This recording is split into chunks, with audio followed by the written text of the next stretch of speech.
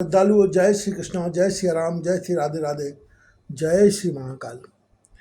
पार्वती जी के हस्तरेखाओं में एवं मस्तिष्क की रेखाओं में अशुभ पति का प्राप्त होना लिखा हुआ था। नारद जी ने उनकी हस्तरेखा देखी और सारी बात जो है वो उनकी माता और पिता को बता दी। माता पिता दुखी होने लगे। तब नारद जी समझाते हुए कहते हैं, तदप एक में कहाँ उपाई होए करें जो देव सहाई, जस वर में बर न्यो तुम पाही, मिलय उमय तत्संशय नाही।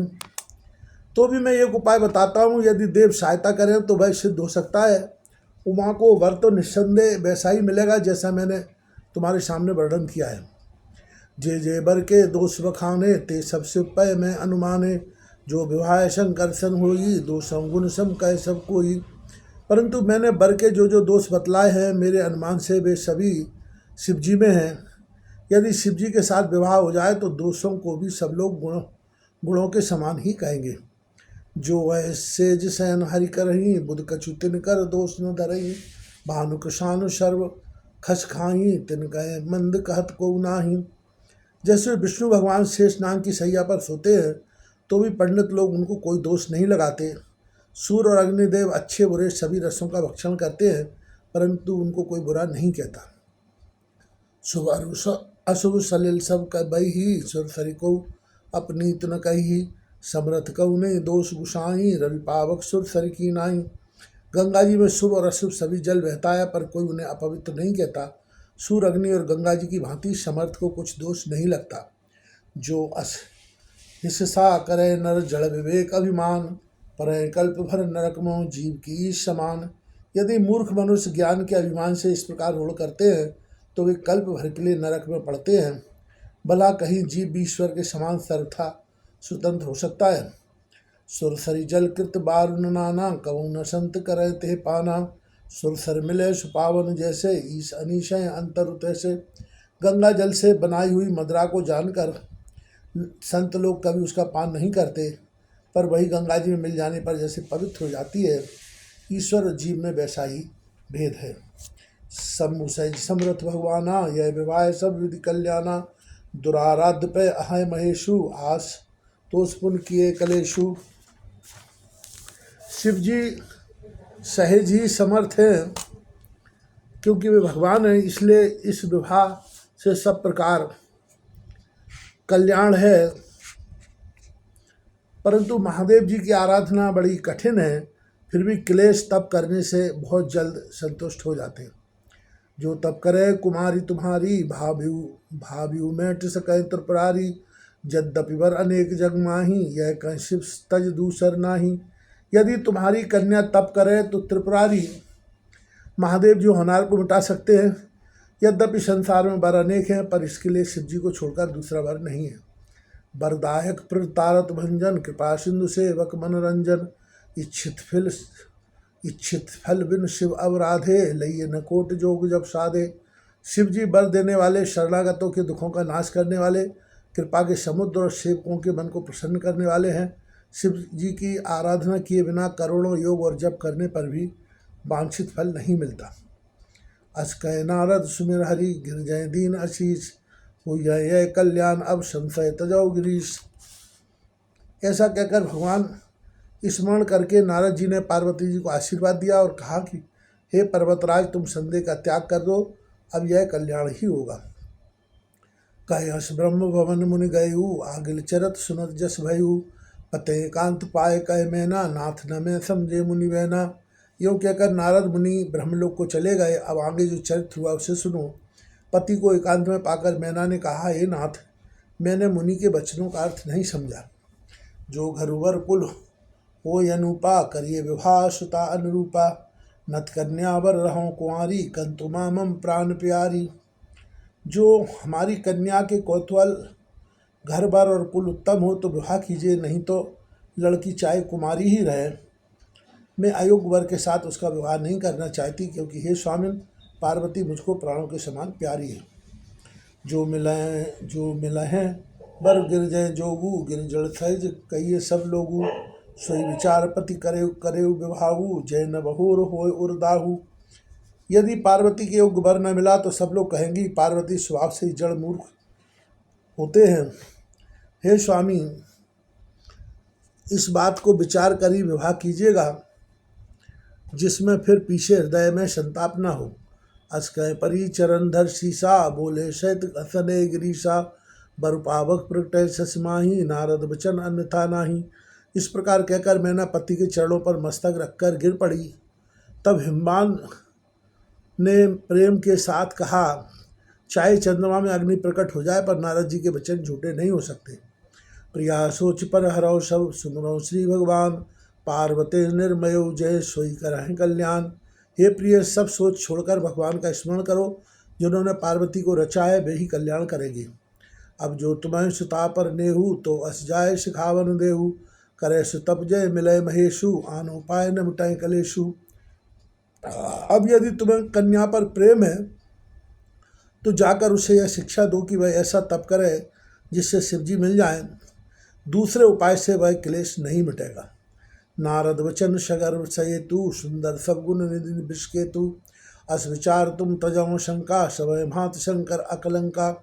नारद जी के वचन रहस्ययुक्त और सकारण है और शिव जी समस्त गुणों के भंडार हैं। यह विचार कर तुम मिथ्या संदेह को छोड़ दो। शिव जी सभी तरह से निष्कलंक है। सुन पति वचन हरस मन माही, गई तुरंत उठ गिर जा पाही। उमय बिलोक नयन भरे बारी, शैत सने गोद बैठारी। पति के वचन सुन मन में प्रसन्न होकर मैना उठकर तुरंत पार्वती के पास गई। पार्वती को देखकर उनकी आंखों में आंसू भराए उसे स्नेह के साथ गोद में बैठा लिया। 12 बार ले तोर लाई, गदगद कंठ न कछु कह जाई। जगत मातु सर्वज्ञ भवानी, मातु सुखद बोली मृदुवानी। फिर बार बार उसे हृदय से लगाने लगी।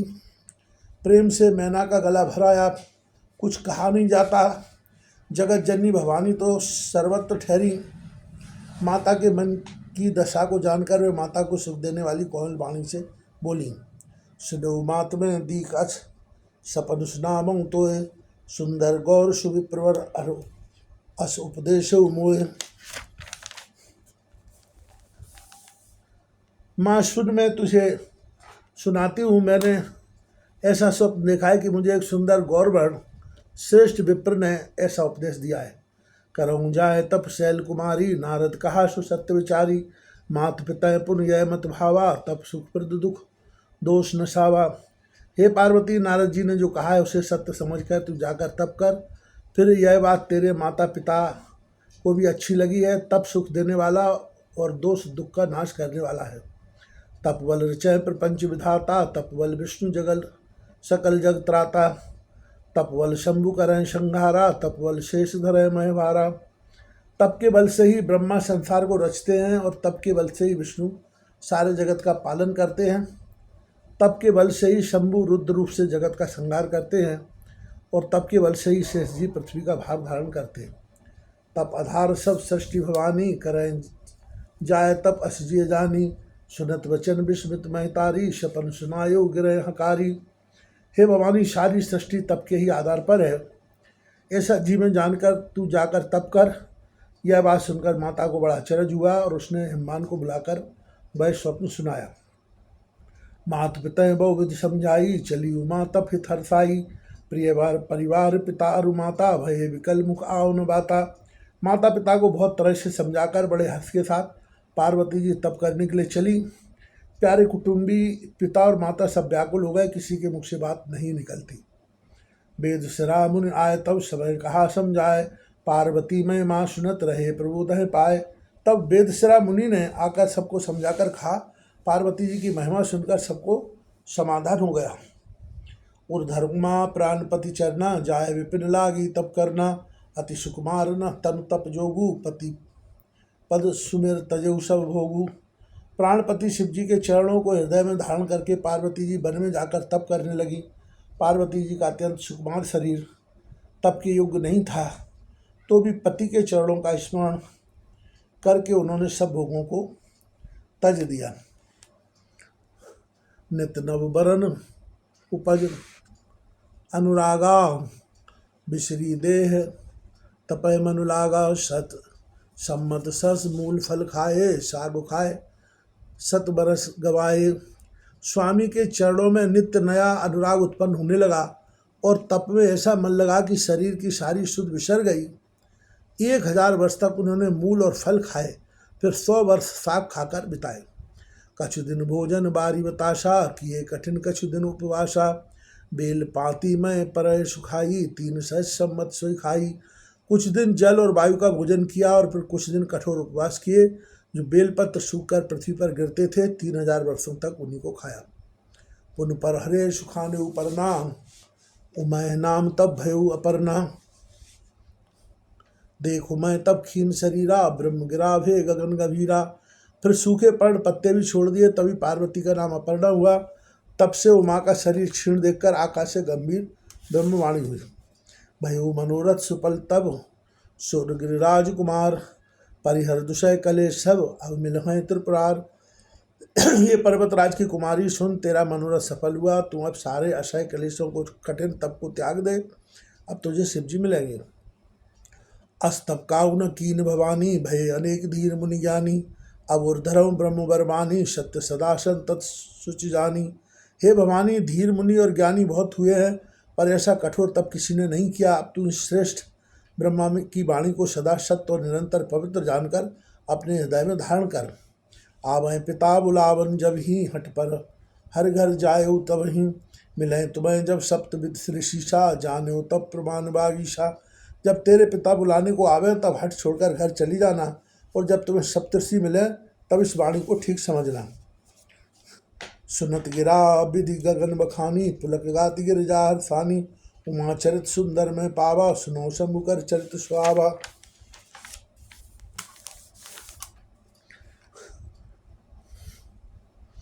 इस प्रकार आकाश से कही हुई ब्रह्मा की वाणी को सुनते ही पार्वती जी प्रसन्न हो गई और हर्ष के मारे उनका शरीर पुलकित हो गया। याज्ञवल्क्य जी भरद्वाज से बोले कि मैंने पार्वती का सुंदर चरित्र सुनाया, अब शिव जी का सुहावना चरित्र सुनो। जब से सती जाय तन त्यागा, तब से शिव मन भयो विरागा। जप सदा रघुनायक नामा, जय तय सुनय राम गुण ग्रामा। जब से सती ने जाकर शरीर त्याग किया, तब से शिव जी के मन में वैराग्य हो गया। वे सदा श्री रघुनाथ जी का नाम जपने लगे और जहाँ श्री रामचंद्र जी के गुणों की कथाएं सुनने लगे। चिदानंद सुख धाम शिव, विगत मोह मद काम। विचरय मैं धर हृदय हर, सकल लोक अभिराम।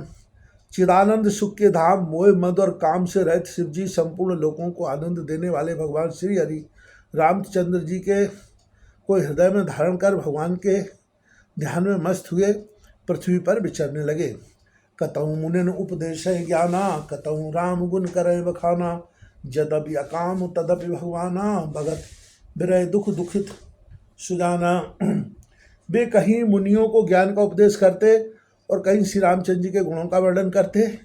यद्यपि सुजान शिव जी निष्काम हैं, तो भी वे भगवान अपने भक्त सती के वियोग के दुख से दुखी हैं। यह विद गयु काल वह बीती, नित नय होए राम पद प्रीति। नेम प्रेम शंकर कर देखा, अब चल हृदय भगत कह रेखा। इस प्रकार बहुत समय बीत गया। श्री रामचंद्र जी के चरणों में नित नई प्रीति हो रही है। शिव जी के कठोर नियम, अनन्य प्रेम और उनके हृदय में भक्ति की अटल टेक को जब श्री रामचंद्र जी ने देखा, प्रगटे राम कृतज्ञ कृपाला, रूपशील निधि तेज विशाला। बहु प्रकार शंकर है सराहा, तुम बिन असृत को निर्वाहा। तब कृतज्ञ, उपकार मानने वाले, कृपालु और रूप और शील के भंडार महान तेज पुरुष भगवान श्री रामचंद्र जी प्रकट हुए। उन्होंने बहुत तरह से शिव जी की सराहना की और कहा कि आपके बिना ऐसा कठिन व्रत कौन निभा सकता है। बहुविध राम शिव समझावा, पार्वती कर जन्म सुनावा। अति नीत गिर जाके करनी, बिस्तर सहित कृपा निधवर्णी। श्री रामचंद्र जी ने बहुत प्रकार से शिव जी को समझाया, पार्वती को जन्म सुनाया। कृपा निदान श्री रामचंद्र जी ने विस्तार पूर्वक पार्वती जी की अत्यंत पवित्र करने का वर्णन किया। अब बिनती मम सुनो शिव, जो मोह पर निज नेव। जाय विवाहों शैल जय है, मांगे देहु। फिर उन्होंने शिव जी से कहा, हे शिव जी, यदि मुझ पर आपका स्नेह है तो अब आप मेरी विनती सुनिए, मुझे यह मांगे दीजिए कि आप जाकर पार्वती के साथ विवाह कर लें। कहे शिव यद्यपि उचित असनाही, नाथ बचन मुनि मैट न जाही। शरधर आयुष करिए तुम्हारा, परम धर्म यह नाथ हमारा। शिव जी ने कहा यद्यपि ऐसा उचित नहीं है, परंतु स्वामी की बात भी बैठी नहीं जा सकती। हे नाथ, मेरा यही परम धर्म है कि मैं आपकी आज्ञा को सिर पर रखकर उसका पालन करूं। मातु पिता गुरु प्रभु कहे बानी, विनय विचार करिए शुभ जानी। तुम सब भांति परम हितकारी, मिथ्या आज्ञा सिर पर नाथ तुम्हारी। माता पिता गुरु और स्वामी की बात को बिना ही विचारे शुभ समझकर करना मानना चाहिए। फिर आप तो सब प्रकार से मेरे परम हितकारी हैं। हे नाथ, आपकी आज्ञा मेरे सिर पर है। प्रभु तो से सुन शंकर बचना, भक्ति विवेक धर्म जुत रचना। प्रभु कहे प्रभु हर तुम्हार पन रहेहू, अब राखेहू जो हम कहू। शिव जी की भांति ज्ञान और धर्म से युक्त वचन रचना सुनकर प्रभु रामचंद्र जी संतुष्ट हो गए। प्रभु ने कहा, हे हर, आपकी प्रतिज्ञा पूरी हो गई। अब हमने जो कहा है उसे हृदय में रखना। अंतर ध्यान भय अस भाखी, शंकर सोई मूरत और राखी। तब सप्त ऋषि शिव पह आए, बोले प्रभु अति बचन सुहाए। इस प्रकार कहकर रामचंद्र जी अंतर ध्यान हो गए। शिव जी ने उनकी वह मूर्ति अपने हृदय में रख ली। उसी समय सप्त ऋषि शिव जी के पास आए। प्रभु महादेव जी ने उनसे अत्यंत सुहावने वचन कहे। पार्वती पह जाए तुम प्रेम परीक्षा लेव, गिरह प्रेर पठेऊ भवन दूर करे संदेव। आप लोग पार्वती के पास जाकर उनके प्रेम की परीक्षा लीजिए और हिमाचल को कहकर उन्हें पार्वती को लेवा लाने के लिए भेजिए तथा पार्वती को घर भिजवाइए और उनके संदेह को दूर कीजिए। ऋषि गौर देखी तय कैसी, मूर्तिमंत तपस्या जैसी। बोले मुनि सुन शैल कुमारी, करो कवन कारण तप भारी। ऋषियों ने वहाँ जाकर पार्वती को कैसी देखी, मानो मूर्तिमान तपस्याई हो। मुनि बोले, हे शैल कुमारी सुनो, तुम किस लिए इतना कठोर तप कर रही हो। कहे अपराधौ का तुम चहु, हम संसत्य बरम किन कहू। कहत वचन मनु अति सच्चाई, हंसौ सुन हमार जड़ताई। तुम किसकी आराधना करती हो और क्या चाहती हो, हमसे अपना सच्चा भेद क्यों नहीं कहती। पार्वती ने कहा, बात कहते मन बहुत सच्चाता है, आप लोग मेरी मूर्खता सुनकर हंसेंगे। मन हट परान सुनय सिखावा, चाहत बारी पर भीत उठावा। नारद कहा सत्य सोई जाना, बिन पंखन हम चाहें उड़ाना। मन ने हट पकड़ लिया है, वह उपदेश नहीं सुनता और जल पर दीवाल उठाना चाहता है। नारद जी ने जो कह दिया उसे सत्य जानकर मैं बिना ही पंख के उड़ना चाहती हूँ। देखो मुनि अविवेक हमारा, चाहिए सदा शिवय भरतारा। हे मुनियों, आप मेरा ज्ञान तो देखिए कि मैं सदा शिव जी को ही पति बनाना चाहती हूँ। सुनत वचन बे शेर शय गिरि संभव तब दे, नारद कर उपदेश सुन कहे बसे किस गे। पार्वती जी की बात सुनते ही ऋषि लोग हंस पड़े और बोले, तुम्हारा शरीर पर्वत से ही तो उत्पन्न हुआ है, भला कहो तो नारद का उपदेश सुनकर आज तक किसका घर वसा है। दक्ष सुतन उपदेश न जाई, तिन फिर भवन न देखा आई। चित्रकेतुगर घर उन घाला, कनक कशिप कर पुन असहाला। उन्होंने जाकर दक्ष के पुत्रों को उपदेश दिया था, जिससे उन्होंने फिर लौटकर घर का मुँह भी नहीं देखा। चित्रकेतु को घर को नारद ने ही चौपट किया। फिर यह हाल हिरण्यकश्यप का हुआ। नारद सिखजे सुनय नर नारी, अब सोए तज भवन विकारी। मन कपटी तन सज्जन चीना, आप सरित सभी चय कीना। जो स्त्री पुरुष नारद की सीख सुनते हैं वे घर द्वार छोड़कर अवश्य विकारी हो जाते हैं।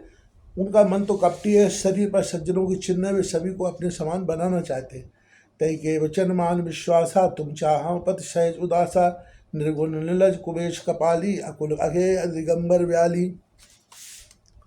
उनके वचनों पर विश्वास मानकर तुम ऐसा पति चाहती हो जो स्वभाव से ही उदासीन, गुणहीन, निर्लज, बुरे वेश वाला, नर कपालों की माला पहनने वाला, कुलहीन, बिना घर बार का, नंगा और शरीर पर सांपों को लपेटे रखने वाला है। कबं कबन सुख असबर पाए, भल बहुले उठक के बोर आए। पंच गए शिव सती विभाई, पुन अब ढेर मरा इन ताही। ऐसे बर के मिलने से कहो तुम्हें क्या सुख होगा।